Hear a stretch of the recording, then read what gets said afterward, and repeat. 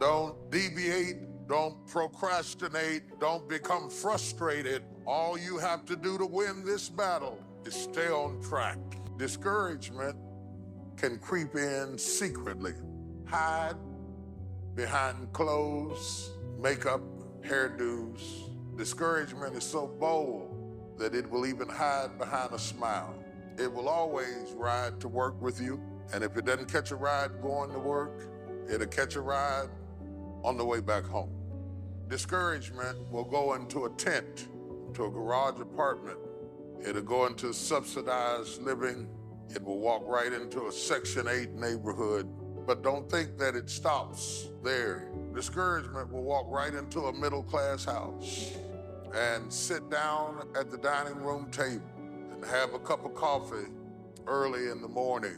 It won't just stop there. It'll go in a mansion and sit on the side of a jacuzzi, stick his feet in the hot tub, and tell you life is not worth living.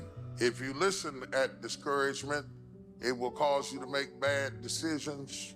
It will cause you to think that life is not worth living.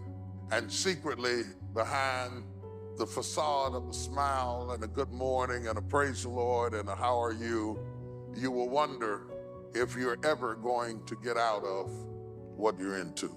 Because as we travel from season to season, it is not just the perils that we face, but it is seeing the wicked go forward while the righteous are held back. Sometimes I see people succeeding who didn't pray nearly as hard, work nearly as long, have not been faithful at all, and it seems like they seemingly have moments of victory placed in close proximity so I could see it.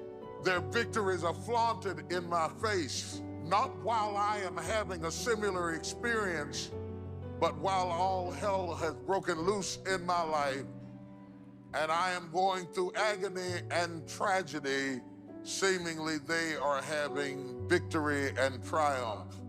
And if you are not careful, the very sight of their prosperity becomes your agony. And seeing them go forward will be a source of such continued frustration that it is not your test that baffles you, but their success agonizingly displayed before you makes you despair of life until David says in 37:1, fret not thyself over evildoers, how they prosper in their own way, they shall soon be cut off.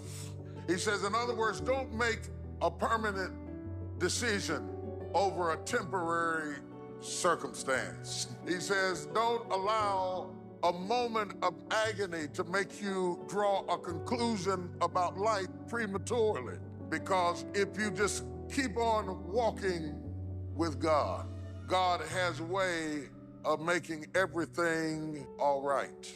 But he warns us and declares to us that the steps of a good man are ordered by the Lord. The term steps implies process. Means it's gonna take a while. Means that you can't get to the destination just because you want it, just because you saw it, just because you like it, just because you need it. In fact, we are often tormented by vision.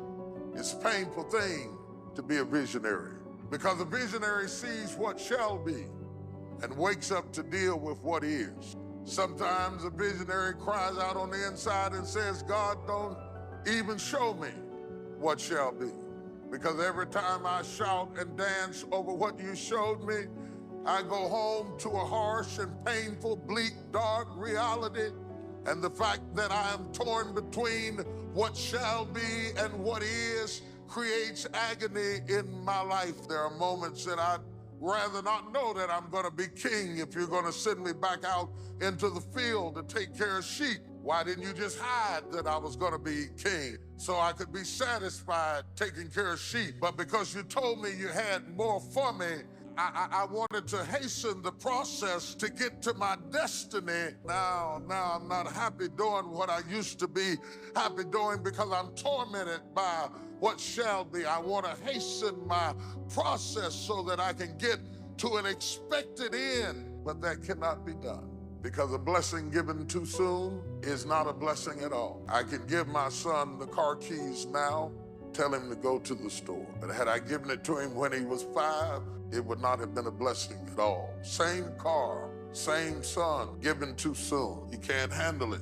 The car can handle it. The road can handle it. I can give it to him, but he can't handle it. So would I be a good father if I gave him a good thing too soon? Sometimes my goodness is proven by my ability to say not yet. If we get what is ours too soon, we cannot handle it. That the same thing that should make us praise the Father will drive us away from the Father if we get it too soon. My prayer has always been, Lord, don't give me more than I can handle. You know when to bless me. You know how to bless me.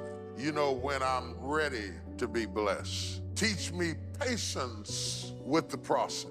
I prayed to abort the process. I prayed to speed it up. I prayed to get out of things that he wanted me to stay into. I prayed that I wouldn't have to endure some things that he wanted me to endure. I was working on the destination, but he was working on me. And sometimes he made me wait. He made me slow down and said, no, you skipped that step. Go back. I'm not preparing the blessing for you. I'm preparing you for the blessing. The blessing is already prepared. Oh my God. The blessing is already prepared. Eyes have not seen, ears have not heard, neither have entered into the heart of man the things that God have prepared for them that love him. Did you know your blessing is already ready? That is already in place, that God isn't fixing it up right now. It's already done. It is my agony that makes my ecstasy. It is my sickness that makes my healing. It is my poverty that illuminates my prosperity, makes me appreciate where I am right now. You don't know this good health till you've been sick. You will never thank God for feeling good until you felt bad. You'll never thank God for your back, for your neck, for your head, for your kidneys, for your liver until it's been challenged. But after a while, you start thanking God for crazy stuff. Thank you, because I can see this morning. Lord, I thank you. I got the book money to send the kids to school. I know that ain't a big testimony, but when you've been to hell and back, you can thank God for little stuff. Lord, I thank you. I'm not where I'm gonna be, but I'm glad I'm not where I used to be. Lord, I thank you. Is there anybody in here that's praising God on the steps?